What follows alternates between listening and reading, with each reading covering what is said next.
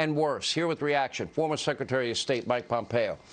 I want to settle this once and for all. You have confirmed this for me. Donald Trump has confirmed this for me. Mark Meadows has confirmed this for me, that numerous times and before any negotiations began, Donald Trump said to the leader of the Taliban, if you don't follow every dotted I, cross T, every comma, and every period, I will obliterate you.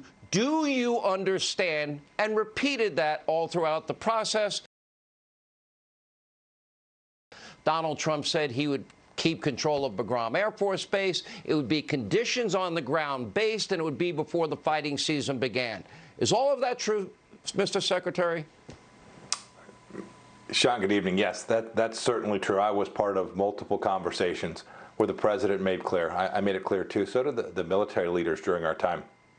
We made clear that if the Taliban didn't meet the conditions that we laid out, then the commitment was off. Our agreement that we would depart fully would be off, and that we would impose enormous costs on them. And when they did it, when the Afghan National Forces needed close air support, you talked about this earlier, we provided it when the Taliban moved in places they were in agreement with us that they wouldn't do. We crushed them. We imposed real costs. We established deterrence. When you walk away from that, when you don't provide the support, when you don't have the Taliban understanding with absolute clarity the cost that will be imposed if they move against America and create risks or threaten an American or heaven forbid kill an American, when you don't do that, you see precisely what we've seen these last 3 weeks now, Sean. You were Secretary of State when we took out Soleimani, we took out Baghdadi and his associates, we took out the al-Qaeda leader in Yemen, and we beat the living Adam Schiff out of the caliphate in ISIS in Iraq and Syria, did we not? Was that brought up, too, by the president? Did he remind the Taliban of those moments where he acted and actions speak louder than words? He certainly did, Sean. We all did. But the truth of the matter is we didn't really need to. They could see it. They knew. Leaders all across the world had seen that America was determined and willing to use American power when we needed to do so to protect American interests. Right? President Biden makes this fateful decision, a political arbitrary date to get out. Everything flows from that fateful decision. It wasn't what we'd agreed to with the Taliban. We told them there had to be a set of conditions met. President Biden violated that central principle. And you can see the results today. I wasn't topping the class at West Point like you were, sir, so I defer to you. Joe Biden claims, Jen Psaki claims, that we, the United States, now have all the leverage. I would argue I don't see any leverage because every American trapped behind enemy lines I would view as a hostage to the whims of terrorists. That's a lot of leverage, Mr. Secretary, and offering them economic assistance, that sounds like ransom where I grew up. I don't know, but what do I know? I wasn't at the top of my class at West Point. Sean, we had leverage. Leverage was our soldiers on the ground. It was places like Bagram Air Force Base. It was messages from the administration that made clear it would impose costs on them and the capability to actually deliver that, a demonstrated capability. That was leverage. I'm very concerned.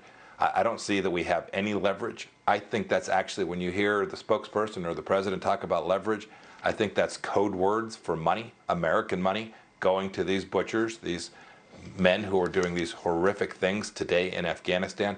I think the president is signaling to the world he's willing to buy these Americans back when it didn't have to be the case. We didn't pay a dime to get these hostages back during our time. When we had Americans held, we got them out through American diplomacy and American power. I think this administration is headed exactly the opposite direction. They've given up 100% of the leverage that we had.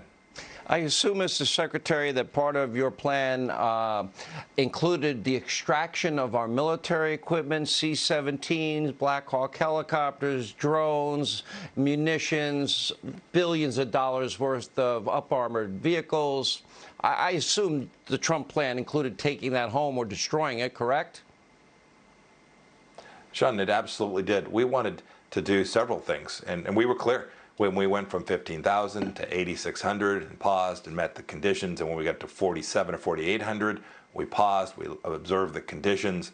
Each time we made sure we had it right. We had three missions. One was to get our young people home as quickly as we could. The second was to make sure that we weren't attacked from this place again. And finally, we wanted to get every single American out and at least every bit of high-end equipment out of that country before we departed. We were determined to do so. We had a pathway to do so, and we weren't about to abandon those Americans on the ground before we got our military out. Let me ask you about Joe Biden's lie. He was telling us in July that this is one of the best trained armies. The Afghan, our allies, the Afghan army was one of the best trained militaries on the face of the earth.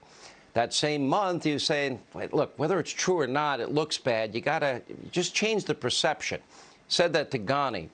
By that time, I'm going to show a map. And in this map, it shows how much territory the Taliban had in March and April and May and June and July, when he's telling us, oh, no, they're one of the best armies.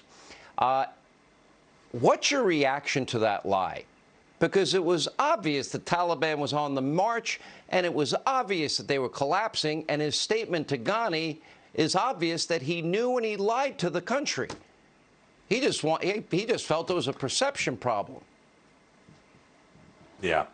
President Biden knew the truth. He knew the truth that the Afghan army still needed continuous American support. The intelligence community, our military leaders were all very clear during our entire 4 years that they continued to need our support in spite of all that we had done for them. So President Biden would have most certainly known this. The fact that he got on the phone with Ghani, that's true, and said what it is. He said to essentially lie about what's really going on. I remember phone calls with presidents and foreign leaders, Sean. I remember my time. I was on that phone call with President Zelensky. That pales in comparison to what President Biden did. He wanted the American people to have a message conveyed to them through President Ghani, one of the most corrupt leaders that I encountered in my entire time as Secretary of State. He asked him to lie to the American people. That's unforgivable, and we now have a massive problem with Americans held behind enemy lines. It's that kind of deceit, it's that kind of deception that was part and parcel of how we got to this place. One thing I'll say for certain, with President Trump as president and you as Secretary of State, there's no way in hell a single American would have been left behind enemy lines. Thank you for being with us, Mr. Secretary. We appreciate it.